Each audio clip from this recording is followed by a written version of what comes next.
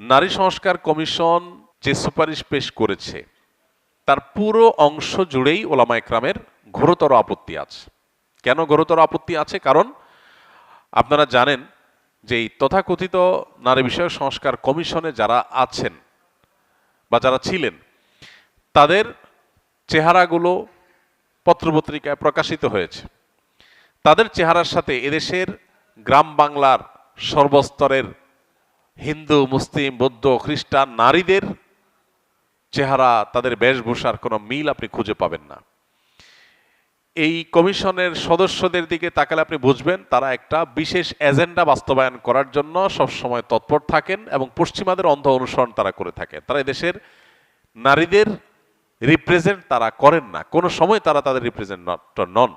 এ বিষয়টা দিনের আলো মতো পরিষ্কার। অতএব নারী বিষয়ক সংস্কার কমিশন যদি এদেশের নারীদের রিপ্রেজেন্টেটিভ না থাকে তাহলে এই কমিশনের সুপারিশনামা পুরোটাই বাতিল হওয়ার উপযুক্ত। এর মধ্যে আবার সংসদে 300 সংরক্ষিত আসন রেখে দেশের টাকা অপচয় করা, বড়লোক এবং সাহেবদের বউদেরকে অটো এমপি বানানো, কোটা সিস্টেম চালু করা, এগুলো সবগুলো অযৌক্তিক এবং আপনার যে কোটার বিরুদ্ধে এত আন্দোলন, এত সংগ্রাম হলো সেটাকে আবার পুনর্বহাল করার প্রচেষ্টা ছাড়া আর কিছুই নয়। নারীদেরকে সম্মান দেওয়ার নাম করে তারা সমাজে বিশৃঙ্খলা করতে চায়। মা বাবার সম্পদে বা সবার সম্পদে ছেলে এবং মেয়েদের সমান অধিকার দিয়ে মুখরোচক স্লোগান তুলে যারা মনে করে নারীর অধিকার বাস্তবায়ন করতে চায় তারা মূলত ঘরে ঘরে ভাই বোনে দ্বন্দ্ব লাগাতে চায়। আমাদের সমাজে মেয়েদের জন্য শরীয়ত যতটুকু অংশ রেখেছে পরিত্যক্ত সম্পদে, সেটুকুর কোনো বাস্তবায়ন নাই। ভাই যদি 2 আনা পায়, বোন 1 আনা পাবে। বোনের সেই 1 আনাটা পাওয়ার ব্যবস্থাও আমাদের সমাজে নাই। যেটুকু তাদের অধিকার আছে সেটুকু পাওয়ার ব্যবস্থা নাই, সেখানে পরিমাণ আরো বাড়ানোর দাবি করা হচ্ছে। এটা একেবারেই হাস্যকর। সবচেয়ে বড় কথা হলো, যেখানে পুরুষের উপরে স্ত্রী না, স্বামীর উপরে স্ত্রীর ভরণ পোষণের ব্যয়ভার তার উপরে চাপানো হয়েছে এবং সেটা স্বীকৃত, সেটা আইনসম্মত, সেটাকে বহাল রেখে একই সাথে আপনি বলছেন যে সম্পদের সমান অধিকার দিতে হবে, এটা অযৌক্তিক। আর সবচেয়ে বড় কথা হলো, পশ্চিমা পৃথিবীর অনেক কালচারকে এখানে চাপিয়ে দেওয়ার চেষ্টা করা হয়েছে এবং ধর্মের বিরুদ্ধে যে প্রোপাগান্ডা এখানে চালানো হয়েছে এদেশের ধার্মিকদের অন্তরে সবচেয়ে বড় আঘাতটা এই কমিশন করেছে। এবং পতিতাবৃত্তি, যেটা হিন্দু, মুসলমান, বৌদ্ধ, খ্রিস্টান দেশের সকল ধর্মের মানুষের ধর্মমতে যেটা ঘৃণ্য কাজ, সেটাকে নারী অধিকারের নামে প্রতিষ্ঠা করা হয়েছে। মূলত এই পর্ন ইন্ডাস্ট্রির সাথে হাজার হাজার কোটি টাকার বিজনেস জড়িত। এটাকে প্রতিষ্ঠা করবার জন্য মূলত এই তথাকথিত অধিকারের নামে যৌন কর্মীদেরকে প্রতিষ্ঠা করা বা পতিতাবৃত্তিকে প্রতিষ্ঠা করার চেষ্টা করছে। যারা পতিতাবৃত্তিতে যান তারা কোনো দালালের খপ্পরে পড়ে, কোনো বিপদে পড়ে তারা এই পথে এসেছেন। তারা প্রত্যেকটা মানুষ মুক্তি চান। তাদেরকে মুক্তি না দিয়ে বরং অধিকারের নাম করে তাদেরকে সেখানে এস্টাবলিশ করার চেষ্টা, এটা নারীর সবচেয়ে বড় অসম্মান, যেটা এই সংস্কার কমিশন প্রস্তাব করেছে।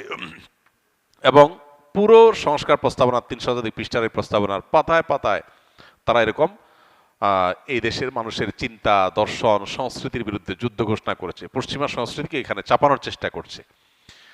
তো এটার বিরুদ্ধে আমাদের প্রত্যেকটা মানুষের সোচ্চার হতে হবে। একজন সুস্থ সবল মানুষ বেঁচে থাকতেও এটা ইনশাআল্লাহ এই দেশে বাস্তবায়ন হতে দিবে না। কোনো সুস্থ মস্তিষ্ক সম্পন্ন মানুষটাকে সমর্থন করতে পারে না। প্রত্যেকটা দেশের প্রত্যেকটা অঞ্চলে মানুষের নিজস্ব কৃষ্টি কালচার থাকে, সেটার প্রতি শ্রদ্ধা যদি কেউ দেখাতে না পারে, সে কিভাবে সে দেশে মানুষের সংস্কার প্রস্তাবনা পেশ করতে পারে? অতএব অভিন্ন পারিবারিক আইনের পরামর্শ দেওয়া হয়েছে এখানে। অভিন্ন পারিবারিক আইন, সকল ধর্মের মানুষ এক নিয়মে বিয়ে করবে, এক নিয়মে তালাক হবে। খুবই হাস্যকর, খুবই অবাস্তব এবং খুবই অযৌক্তিক একটা দাবি। এবং বৈবাহিক দর্শনের নামে বিবাহের এই সম্পর্ক যেন ছুটে যায়, ঘরে ঘরে যখন গৃহযুদ্ধ যেন বেঁধে যায়, সেই ব্যবস্থাপনা তারা নিশ্চিত করতে চাইছে এই সুপারিশনামার মাধ্যমে। অতএব জুলুমের বিরুদ্ধে আমাদের সবাইকে সোচ্চার হতে হবে, কিন্তু জুলুম বন্ধ করতে গিয়ে বৈবাহিক সম্পর্ক, পারিবারিক সম্পর্কগুলো যদি ধ্বংস করার চেষ্টা করা হয় সেটা হবে সবচেয়ে দুর্ভাগ্যের বিষয়। এখানে তাদের যে সুপারিশনামাগুলো আছে সেগুলোর একটা একটা করে আলোচনা করতে গেলে অনেকগুলো আছে। যেগুলো নিয়ে আলোচনা করা যায়। তারা অবৈধ গর্ভপাতের বৈধতার বাস্তবায়ন চেয়েছে, তারা যৌন শিক্ষা নিশ্চিত করার নাম করে বেহায়াপনা, নির্লজ্জতা এটার প্রসার তারা চেয়েছে, এবং তারা স্বাধীনতা এবং নৈতিকতার বিষয় যে সংবিধানে আছে সেটাকে বাদ দিতে চেয়েছে। এই বিষয়গুলো প্রত্যেকটা বিষয় আমাদের সমাজকে ধ্বংসের দ্বারপ্রান্তে নিয়ে যাবে। এই জন্য এই পুরো সুপারিশনামাই প্রত্যাখ্যান যোগ্য, কারণ এই সুপারিশ যারা করেছে তারা কেউ এদেশের আপামর সাধারণ নারীদের রিপ্রেজেন্ট করে না। আরেকজন প্রশ্ন করেছেন, আমি দীর্ঘ 5-6 বছর থেকে চাকরি করে আসতেছি, বাট দীর্ঘ জীবনে চাকরি করে বুঝতে পারলাম চাকরি করে শুধুমাত্র নিজের একটু ভালো করে জীবনযাপন করা যায়, কিন্তু সমাজের মানুষের জন্য উপকার হয় না। তাই নিজে কোনো ব্যবসা উদ্যোক্তা হতে চাই যাতে মানুষ উপকার হয়, কিন্তু পরিবার কোনোভাবে রাজি না। একই লোকের প্রশ্ন সম্ভবত। ভাই, প্রথম কথা হলো যে মানুষের উপকার করার জন্য চাকরিজীবী বা ব্যবসায়ী বা কৃষক এরকম কোনো বিশেষ পেশায় যেতে হবে এমন কোনো কথা নেই। মানুষ যে পেশায় আছে সে পেশায় থেকে মানুষ উপকার করতে পারে, জনকল্যাণমূলক কাজ করতে পারে। আমরা ধরেই নিয়েছি যে মানুষ উপকার করা মানে টাকা পয়সা দেওয়া।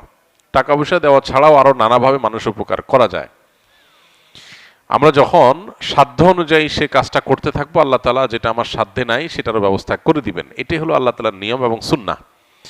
অতএব আমরা আমাদের সাধ্য অনুপাতে মানুষ উপকার করব, টাকা না দিয়ে পারলে অন্য কোনোভাবে পরামর্শ দিয়ে, সহযোগিতা বিভিন্নভাবে করা যায় সেগুলো দিয়ে, তার কল্যাণ কামনার মাধ্যমে, তার কোনো শারীরিক পরিশ্রম করে দিয়ে তার উপকার করার মাধ্যমে নানাভাবে উপকার পৌঁছানো যায়। অতএব এটার জন্য আপনার ব্যবসায়ী হতে এমন কোনো কথা নেই। তবে হ্যাঁ, এটা ঠিক যে চাকুরিজীবী হওয়ার চাইতে উদ্যোক্তা হওয়া বেশি শ্রেয় এবং উত্তম। নিজের হাতে কাজ করে খাওয়া, এটা কাসবুল ইয়াদ বলা হয় এটাকে। নবী সাল্লাল্লাহু আলাইহি ওয়াসাল্লাম বলেছেন, আফদালুল কাসবি কাসবুল ইয়াদ, সবচেয়ে উত্তম উপার্জন হলো নিজের হাতের উপার্জন। উদ্যোক্তা হতে পারলে সবচাইতে ভালো। সেজন্য কৃষক, তিনিও একজন উদ্যোক্তা, বিভিন্ন পর্যায়ের কৃষকরা। তো উদ্যোক্তা হওয়ার জন্য আপনাকে উদ্যোক্তা হওয়া শিখতে হবে, জানতে হবে। না জেনে না বুঝে কাজে নেমে এরপরে ধরাটা খেয়ে তারপর আমরা অনেক সময় আশাহত হয়ে যাই, নিরাশ হয়ে যাই। এটা আমাদের নিজেদের ভুল, এবং এই ভুল পদক্ষেপ থেকে আমাদের বেরিয়ে আসতে হবে। এই জন্য উদ্যোক্তা হওয়াটাও শিখতে হবে। আসুন্নাহ স্কিল ডেভেলপমেন্ট ইনস্টিটিউটের মাধ্যমে আমরা উদ্যোক্তা হওয়ার প্রশিক্ষণ দিচ্ছি বিভিন্নভাবে। সেখানে যখন আবেদনপত্র জমা দেওয়ার জন্য ঘোষণা দেওয়া হয়, তখন আবেদন জমা দিয়ে যে কেউ চাইলে সেখানে ইনভলভ হতে পারেন সংশ্লিষ্ট শর্তগুলো পূরণ করে।